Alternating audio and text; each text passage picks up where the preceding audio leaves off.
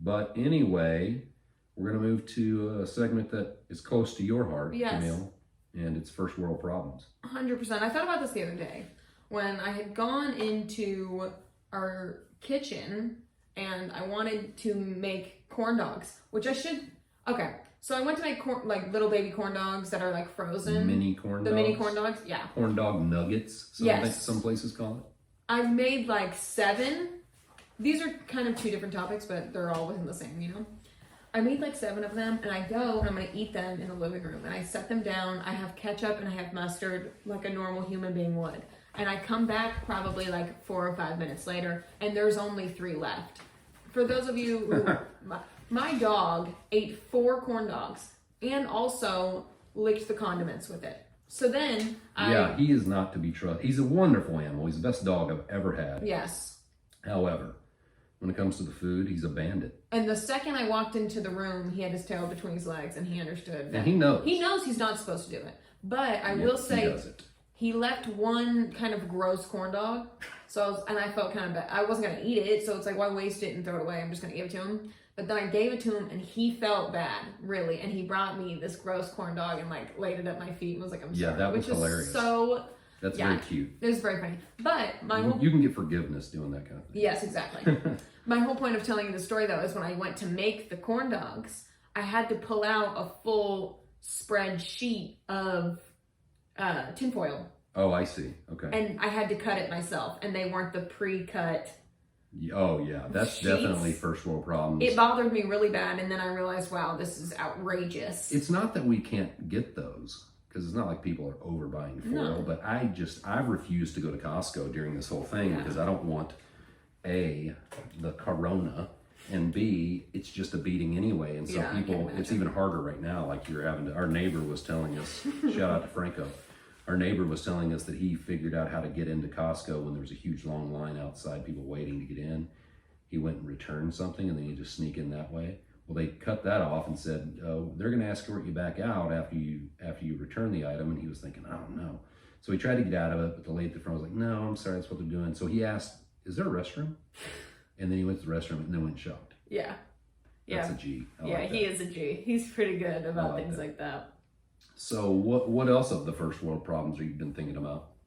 I've been thinking about the fact that, like, my sleep schedule... Like, I'm always tired, so it's like... You're sleeping too much. Yes, I know I'm sleeping too much. You got to get up and do stuff, and that's when you feel energy. Isn't that funny? Yes, it's very odd. You get the train moving, and it's a lot easier to keep going. That's why I never lay down or sit down during the day, because it's over if I do that. I got to keep the train moving. I know. It's quite problematic, to be honest with you. Yeah, I mean, what have you been watching during this time? Anything... Really? Mostly Netflix and Prime and Hulu and such? Yes, but this is a real problem that I also have. The fact that I wish I could forget all of the good content that I've watched. Oh, yeah. So that I could rewatch it and have it fresh. See, I want to rewatch Mad Men. Yeah. But number one, I don't know if... I don't think you were going to brag about me on this subject. But no. I'll go ahead and tell everybody. I never brag about you, so you've got to be a little more specific. Myself.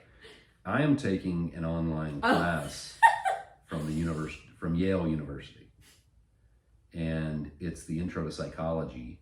Super interesting, and I've been doing it for 2 weeks. It's a 7-week class, and it was free. There's like 450 free classes that Ivy League schools are offering right now during this time. So take advantage of it if anybody wants to learn anything. I did it just because I wanted to learn more about psychology. But it turns out, I think you get a real credit from this because it's a legit class. Yeah. It's a 7-week class. It's like 28 hours. Okay. I'm not discrediting your accomplishment, obviously. Well, first week went by, and you have to watch a bunch of lectures, and then you have to read some stuff too. And then we had a quiz at the end of the week. And I got an 83. Mm-hmm. You have to get an 80 to pass, which I find that weird. Is that today's college, or is that just because it's Yale? No, it's just college in general. It's all curriculum. Geez. It's all based on curriculum. Well, and then got finished this week already with mine, and I took the quiz, and I thought I was going to get like a 60. I guessed at 3 of them, basically. But I used deductive reasoning from what I thought would be the case, you know? Obviously. I got 100. I couldn't believe it. I know, you were real excited. I was excited about that. Before you know it, I'll be graduating from Yale University. Oh yeah, I'm sure. Which, I mean, that's been also another issue that I've had recently is the fact that I have to do all of my classes online. Mm-hmm. I don't know about the rest of you, the thing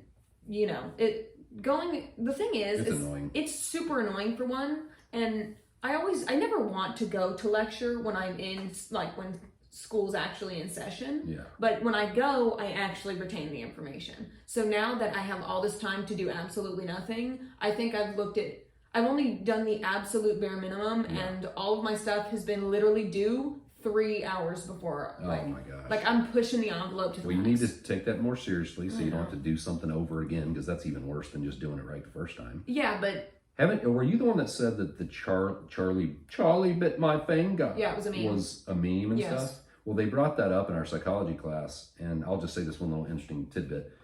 Excuse me. And when the baby's Charlie, right? Because the kid's saying Charlie bit my finger. Yes. So Charlie is biting his little brother's finger because he puts his finger in his mouth. If you haven't seen this video, and he won't unlock his teeth from his finger, so it's hurting his brother, and that's when he's saying Charlie bit my finger. It's still hurting, and all this stuff. And so the interesting part that they were talking about the psychology is Charlie actually pulls his brother's finger out of his mouth, but he doesn't release, so he can't cognitively put those two things together yet, which I found really interesting because we have twins that are 19 months old, and we see stuff like this all the time. You know what I find interesting? The fact that 20 months old now, I guess. The fact that this is something you've only seen very recently. Oh yeah. Which is considering Charlie bit how my finger. it's super old. And this is it's an old video. I know. YouTube meme. Like this is when YouTube was kind of fresh. Yeah. That's well, what I that's think. why is you're funny. around. You do the pop culture stuff around here. Keep me in the loop, in the know. Do you like trash TV? I don't even know what that is. What do you mean? It's self-explanatory. Oh, you mean trash that's just TV? a type of TV, like TV that doesn't really mean anything? TV? I mean, I don't know. Okay. Depends on what it is. Okay. I do find some hilarious videos like that what's his name? Hanun or no? Hassan? No, the guy who the guy who does the gold digger bit. Oh, that's not TV. Who-Man. That's on that's YouTube, a YouTuber. Yeah. Who-Man's hilarious. He's like this Persian dude that has like a luxury car, like a Lamborghini or something, or Ferrari parked on the side of the street. And he starts talking to these girl joggers. And it's obviously he's in LA. Yeah. And he starts talking to them. They're like, he asks them if they want to go get a cup of coffee. And they're like, no, I have a boyfriend. He wouldn't probably like that very much. And then he says, okay, well, thanks anyway. And he walks up and clicks the remote on his car, the alarm, and starts getting in, bleep, bleep. And then the girl always turns around and sees the car, and literally I guess they don't show the ones where they just walk off and don't do anything. But, which is probably the majority. Yeah, I would think so.